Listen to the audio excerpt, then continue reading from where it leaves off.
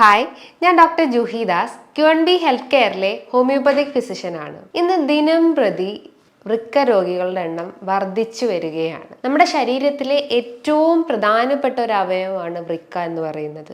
ഒരുപാട് ഫങ്ഷൻസ് നമ്മളെ ബോഡിയിൽ വൃക്ക ചെയ്യുന്നുണ്ട്. അതായത് നമ്മളെ ബി.പിനെ റെഗുലേറ്റ് ചെയ്യുന്നു, ബ്ലഡ് പ്രഷർ റെഗുലേറ്റ് ചെയ്യുന്നു, നമ്മുടെ ശരീരത്തിൽ ഉണ്ടാകുന്ന ഇലക്ട്രോലൈറ്റ്, അതായത് സോഡിയം, മെഗ്നീഷ്യം, ക്ലോറൈഡ് പോലത്തെ ഇലക്ട്രോലൈറ്റ്സിനെ ബാലൻസ് ചെയ്യുന്നു, RBC പ്രൊഡക്ഷന് സഹായിക്കുന്നു, അതേപോലെ തന്നെ വൈറ്റമിൻ ഡിനെ അബ്സോർബ് ചെയ്യാൻ സഹായിക്കുന്നു. അങ്ങനെ പല രീതിയിലുള്ള ഫങ്ഷൻസ് നമ്മുടെ ശരീരത്തിൽ വൃക്കകൾ ചെയ്യുന്നുണ്ട്. നമ്മുടെ ശരീരത്തിൽ ഈ വൃക്കകൾക്ക് എന്തെങ്കിലും തകരാറുകൾ സംഭവിക്കുമ്പോൾ പല രീതിയിലുള്ള സിംറ്റംസ് ആണ് നമ്മുടെ ശരീരത്തിൽ കാണിക്കുക.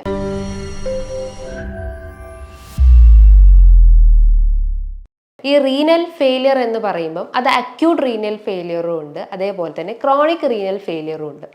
അക്യൂട്ട് റീനൽ ഫെയിലിയർ എന്ന് പറയുമ്പം ഒരു ചുരുങ്ങിയ കാലയളവ്, ഏകദേശം ഒരു 3 month ഡ്യൂറേഷനിൽ വരുന്നതിനെയാണ് അക്യൂട്ട് റീനൽ ഫെയിലിയർ എന്ന് പറയുന്നത്. ക്രോണിക് റീനൽ ഫെയിലിയർ എന്ന് പറയുമ്പം അത് മോർ ദാൻ ഒരു 6 months ശേഷമായിട്ടുള്ളതുണ്ടെങ്കിൽ അതിനെ ക്രോണിക് റീനൽ ഫെയിലിയർ എന്ന് പറയുന്നു. റീനൽ ഫെയിലിയർ എന്ന് പറയുന്നതിൻ്റെ ആ ഒരു ടേം എന്ന് ഉദ്ദേശിക്കുന്നത് നമ്മുടെ യൂറിൻ ഔട്ട്പുട്ട് അവിടെ റെഡ്യൂസ്ഡ് ആയി എന്നുള്ള ഒരു സിമ്പലാണ് ഈ റീനൽ ഫെയിലിയർ എന്ന് പറയുന്നത്. നമുക്കറിയാം, നമ്മുടെ കിഡ്നി വഴിയാണ് നമ്മുടെ രക്തം ശുദ്ധീകരിക്കുന്നതും അതുവഴിയാണ് നമ്മുടെ ആ ഒരു യൂറിൻ പാസ് ഔട്ട് ചെയ്തു പോകുന്നതും. ഡെയിലി ഒരു യൂറിൻ ഔട്ട്പുട്ട് എന്ന് പറയുമ്പോൾ ഒരു 1.5 ലിറ്റർ ആണ് യൂറിൻ ഔട്ട്പുട്ട് പറയുന്നത്. അപ്പോൾ ഈ യൂറിൻ, അതായത് ഈ ഒരു രക്തത്തെ ഫിൽട്ടർ ചെയ്യാനും യൂറിനായിട്ട് പുറന്തള്ളപ്പെടാനും സഹായിക്കുന്ന ഏറ്റവും വലിയൊരു അവയവമാണ് കിഡ്നി എന്ന് പറയുന്നത്.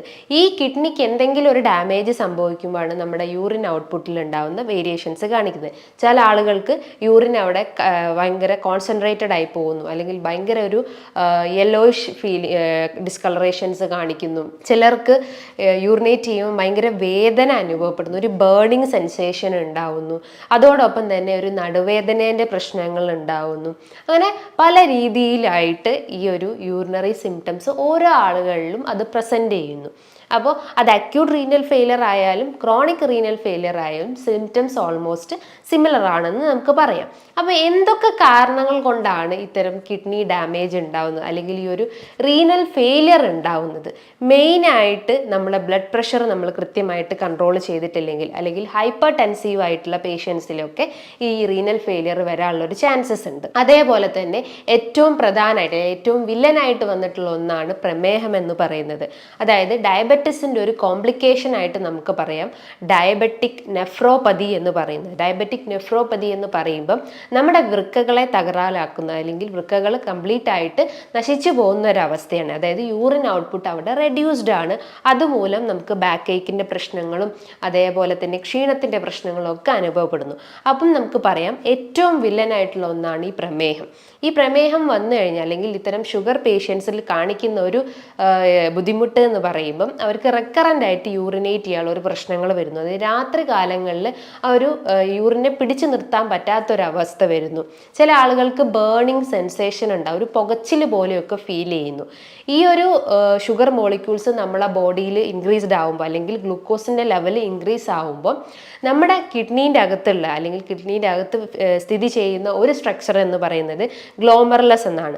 അതിലൂടെയാണ് പല രീതിയിലുള്ള ധാതുക്കളും ഫിൽട്ടർ ചെയ്ത് പോകുന്നത്. അപ്പം ഇത്തരം ഗ്ലൂക്കോസ് മോളിക്യൂൾസ് നമ്മുടെ രക്തത്തിൽ അധികമായി കഴിഞ്ഞു കഴിഞ്ഞാൽ അത് കൃത്യമായിട്ട് അത് ഫിൽട്ടർ ചെയ്ത് പോകത്തില്ല. അത് പകരം നമ്മുടെ ആ ഒരു ഗ്ലോമർലെസ്സിനെ പോയിട്ട് ഡാമേജ് ചെയ്യും. അപ്പോൾ അതുമൂലം നമുക്ക് ഈ യൂറിനറി കംപ്ലയിൻസ് ഉണ്ടാവുന്നു. അതേപോലെ തന്നെ മറ്റൊരു പ്രധാനപ്പെട്ട ഒരു കാരണം എന്ന് പറഞ്ഞു കഴിഞ്ഞാൽ അമിതവണ്ണമുള്ള ആളുകളിലും ഇത്തരം കിഡ്നി റിലേറ്റ് ചെയ്തിട്ടുള്ള കംപ്ലയിൻസ് ഉണ്ടാവും. അമിതവണ്ണം എന്ന് പറയുമ്പം അവിടെ ശരീരഭാരം വർദ്ധിച്ചിട്ടുണ്ടാവും. ഹൈറ്റിന് ഇക്വലൻ്റ് ആയിട്ടുള്ളൊരു വെയിറ്റ് അവർക്ക് ഉണ്ടാവില്ല. അപ്പം നമ്മുടെ ആ ഒരു ശരീരഭാരം കാരണം അവർക്ക് പ്രമേഹത്തിൻ്റെ പ്രശ്നങ്ങൾ ഉണ്ടാവുന്നു, ഫാറ്റി ലിവറിൻ്റെ ഇഷ്യൂസ് ഉണ്ടാവുന്നു, സ്ത്രീകളിൽ PCODൻ്റെ കംപ്ലയിൻസ് ഡെവലപ്പ് ചെയ്യുന്നു, ഫൈബ്രോയിഡിൻ്റെ ഇഷ്യൂസ് ഡെവലപ്പ് ചെയ്യുന്നു.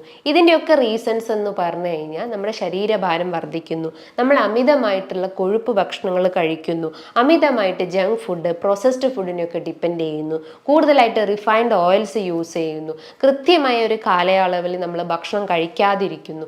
അത്തരം കാരണങ്ങൾ കൊണ്ടാണ് നമുക്ക് വെയിറ്റ് കൂടി വരുന്നത്. അപ്പോൾ വെയിറ്റ് കൂടി വന്നു കഴിഞ്ഞാൽ നമുക്ക് ഇത്തരം ബ്ലഡ് വെസൽസിനെയൊക്കെ ഡാമേജ് ആക്കും.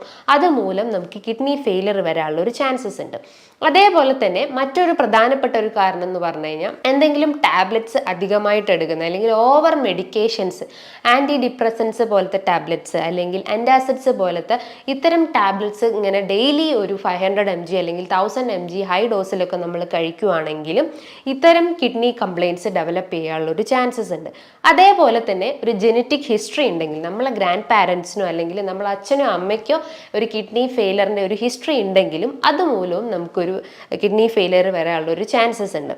അതേപോലെ തന്നെ നമുക്ക് റെക്കറൻ്റ് ആയിട്ട് എന്തെങ്കിലും ഇൻഫെക്ഷൻസ് ഉണ്ടെങ്കിൽ, അതായത് എസ്പെഷ്യലി യൂറിനറി ട്രാക്ട് ഇൻഫെക്ഷൻസ് ഉണ്ടെങ്കിൽ, യൂറിനറി ട്രാക്ട് ഇൻഫെക്ഷൻസ് എന്ന് പറയുമ്പം നമ്മുടെ മൂത്രനാളിയിൽ ഉണ്ടാവുന്ന അല്ലെങ്കിൽ ആ ഒരു നാളിയിൽ എപ്പിത്തീലിയൽ സെൽസ് ഡാമേജ് ആവും. അപ്പോൾ അതിൽ എക്കോളൈ പോലത്തെ ബാക്ടീരിയസ് കൂടുതലായിട്ടും വളർന്നുകൊണ്ടിരിക്കുന്നു. അപ്പോൾ അതുമൂലം നമുക്ക് മൂത്രം ഒഴിക്കാനുള്ള ബുദ്ധിമുട്ടുകൾ ഉണ്ടാവുന്നു. റെക്കറൻ്റ് ആയിട്ട് ഇത്തരം ഇൻഫെക്ഷൻസ് വന്നുകൊണ്ടിരിക്കുന്നു. അത് എസ്പെഷ്യലി സ്ത്രീകളിലാണ് ഏറ്റവും കൂടുതൽ കാണപ്പെടുന്നത്. അപ്പോൾ ഇത്തരം കാരണങ്ങളാണ് നമ്മുടെ ശരീരത്തിൽ ഈ ഒരു കിഡ്നി ഡാമേജ് ആവാനുള്ള റീസൺസ് എന്ന് നമുക്ക് പറയാം.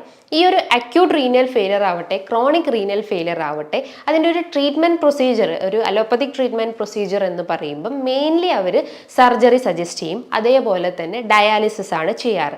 ഡയാലിസിസ് തന്നെ ഹീമോ ഡയാലിസിസും ഉണ്ട്, പെരിട്ടോണിയൽ ഡയാലിസിസും ഉണ്ട്. അപ്പോൾ എന്തൊക്കെ ലക്ഷണങ്ങളാണ് നമ്മുടെ കിഡ്നി ഡാമേജ് ആയെന്ന് നമ്മുടെ ശരീരം കാണിച്ചു തരുന്നതെന്ന് നോക്കാം.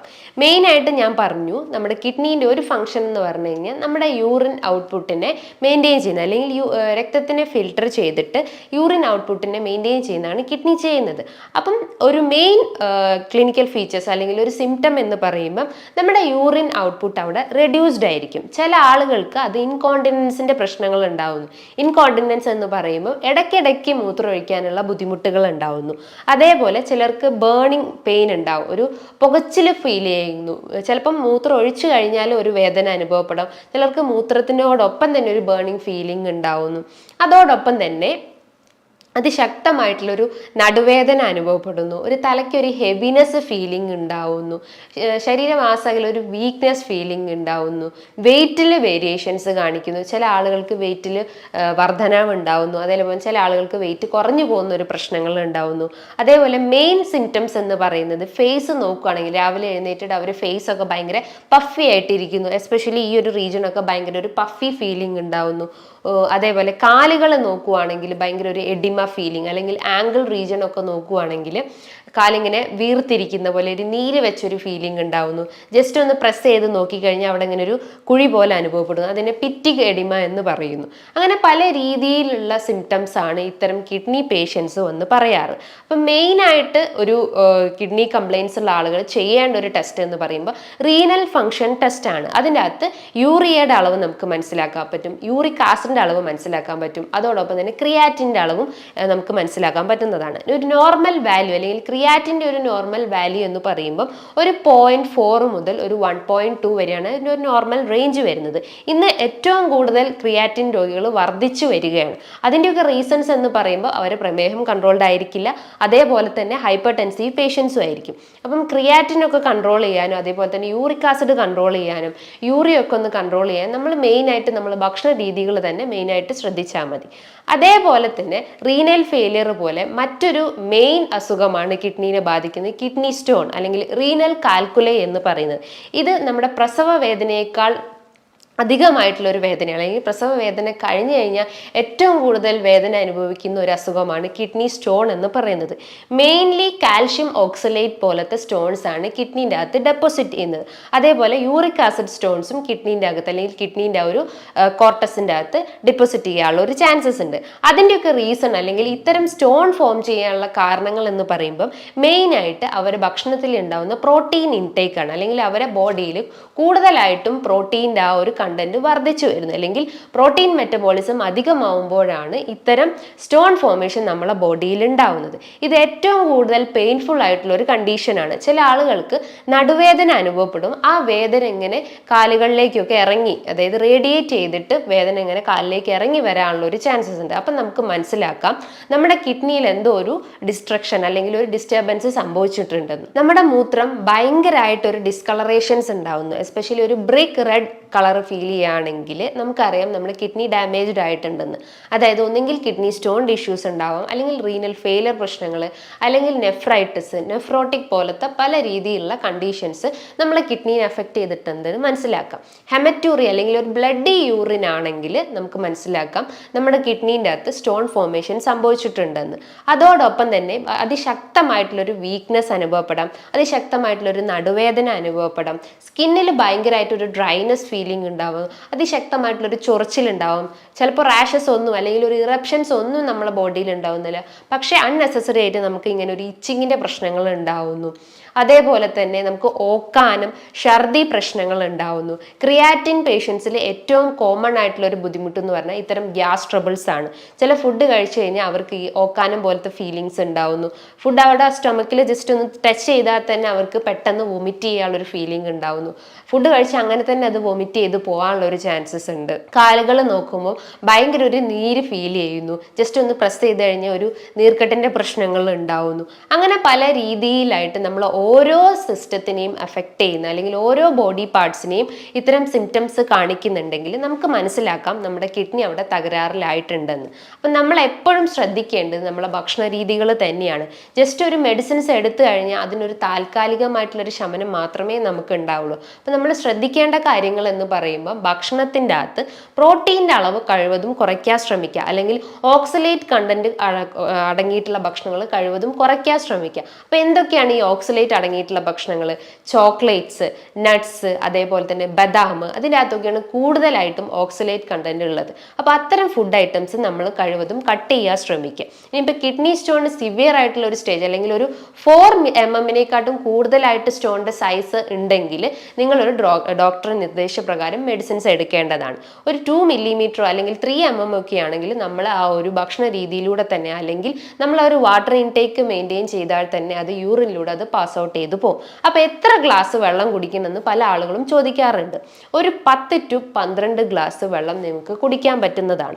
അതുകൊണ്ട് ആ ബോഡിയിൽ ഉണ്ടാകുന്ന ഇലക്ട്രോലൈറ്റ് ഇംബാലൻസും അതേപോലെ സ്റ്റോണിൻ്റെ പ്രശ്നങ്ങളൊക്കെ ഉണ്ടെങ്കിൽ അതിനെ കുറയ്ക്കാൻ പറ്റുന്നതാണ് നമ്മളെ ബോഡിയിൽ ഈ ഒരു വാട്ടർ ലെവൽ ഉണ്ടെങ്കിൽ. നമുക്കറിയാം ഈ പ്രോട്ടീൻ മെറ്റബോളിസത്തിൻ്റെ ഒരു ബൈ പ്രൊഡക്റ്റ് ആണ് യൂറിയ, അതേപോലെ തന്നെ ക്രിയാറ്റിനിൻ എല്ലാം. അപ്പം നമ്മൾ എപ്പോഴും ശ്രദ്ധിക്കേണ്ടത് നമ്മൾ കൂടുതലായിട്ടും പ്രോട്ടീൻ കണ്ടന്റ് എടുക്കുന്നുണ്ടെങ്കിൽ അത് കഴിവതും റെഡ്യൂസ് ചെയ്യാൻ ശ്രമിക്കുക.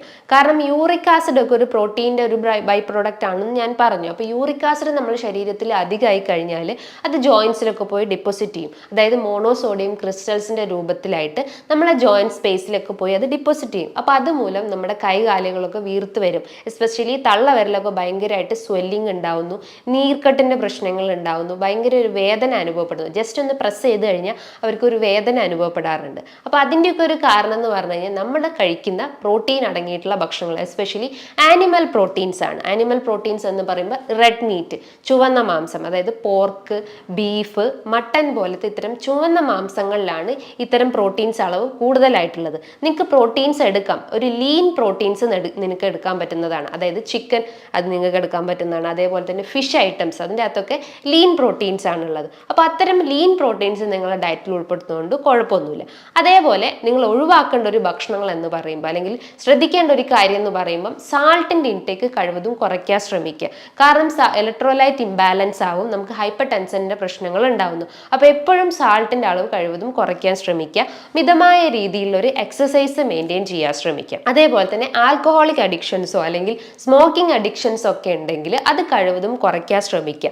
അതുമൂലം നമ്മളെ വെസൽസ് എല്ലാം ഡാമേജ് അല്ലെങ്കിൽ ബ്ലഡ് വെസൽസ് എല്ലാം ചുരുങ്ങി പോകുന്ന ഒരു അവസ്ഥ ഉണ്ടാകുന്നു. അപ്പോൾ കൃത്യമായ അളവിൽ നമ്മുടെ ശരീരത്തിലൂടെ രക്തം പമ്പ് ചെയ്യാത്ത ചെയ്യാത്തൊരു അവസ്ഥ വരുന്നു. അപ്പോൾ അതുമൂലം നമുക്ക് കിഡ്നി ഫെയിലിയർ പ്രശ്നങ്ങൾ ഉണ്ടാവുന്നു, അല്ലെങ്കിൽ നമ്മുടെ ആ ഒരു രക്തം കൃത്യമായിട്ട് ഫിൽട്ടർ ചെയ്യാത്തൊരു പ്രശ്നങ്ങൾ ഉണ്ടാവുന്നു. അപ്പോൾ അതുമൂലം നമുക്ക് യൂറിനറി കംപ്ലയിൻറ്റ്സ് ഡെവലപ്പ് ചെയ്യാനുള്ള ഒരു ചാൻസസ് ഉണ്ട്. നമ്മുടെ കിഡ്നി കൃത്യമായി പ്രവർത്തിക്കാനും അതേപോലെ തന്നെ മറ്റ് അവയവങ്ങൾക്കൊന്നും ഒരു ഡാമേജ് ഉണ്ടാവാതിരിക്കാനും വേണ്ടിയിട്ട് നമ്മൾ ഈ പറഞ്ഞിട്ടുള്ള കാര്യങ്ങളൊക്കെ ഒന്ന് ശ്രദ്ധിച്ചു കഴിഞ്ഞാൽ നമുക്കറിയാം, prevention is better than cure എന്ന് നമുക്കറിയാം. അപ്പോൾ നമ്മൾ ഈ പറഞ്ഞിട്ടുള്ള കാര്യങ്ങളൊന്ന് ശ്രദ്ധിച്ചു കഴിഞ്ഞു കഴിഞ്ഞാൽ നമുക്ക് ഇത്തരം ഹെവി കംപ്ലയിൻറ്റ്സ് അല്ലെങ്കിൽ ഇത്തരം ക്രോണിക് ആയിട്ടുള്ള കംപ്ലയിൻറ്റ്സിന് നമുക്ക് മെഡിസിൻസിലൂടെ തന്നെ അതോടൊപ്പം തന്നെ ഇത്തരം ഡയറ്റിലൂടെയും എക്സസൈസിലൂടെയും നമുക്ക് കുറയ്ക്കാൻ പറ്റുന്നതാണ്. നമ്മൾ കൂടുതലായിട്ട് പാനിക് ആവാതെ, അല്ലെങ്കിൽ ക്രിയാറ്റിൻ ഹൈ ആയിട്ടുണ്ടെങ്കിൽ നമ്മൾ കൂടുതലായിട്ട് പാനിക് ആവാതെ നമ്മളൊരു മിതമായ രീതിയിൽ നമ്മളൊരു മൈൻഡിനെ റിലാക്സ് ചെയ്യുന്ന രീതിയിലുള്ള കാര്യങ്ങളൊക്കെ ഒന്ന് ചെയ്തിട്ട് നമ്മളൊരു ഡയറ്റും അതേപോലെ തന്നെ എക്സസൈസും ഫോളോ ചെയ്ത് കഴിഞ്ഞാൽ ഇത്തരം സിംറ്റംസിനെയൊക്കെ നമുക്ക് കുറയ്ക്കാൻ പറ്റുന്നതാണ്. ഇനി ഇതുമായി ബന്ധപ്പെട്ട് നിങ്ങൾക്ക് എന്തെങ്കിലും ഡൗട്ടുകൾ ഉണ്ടെങ്കിൽ താഴെ കാണുന്ന നമ്പറിൽ കോൺടാക്റ്റ് ചെയ്യാവുന്നതാണ്. നല്ലൊരു ഹെൽത്ത് ടോപ്പിക്കുമായി വീണ്ടും കാണാം. Thank you.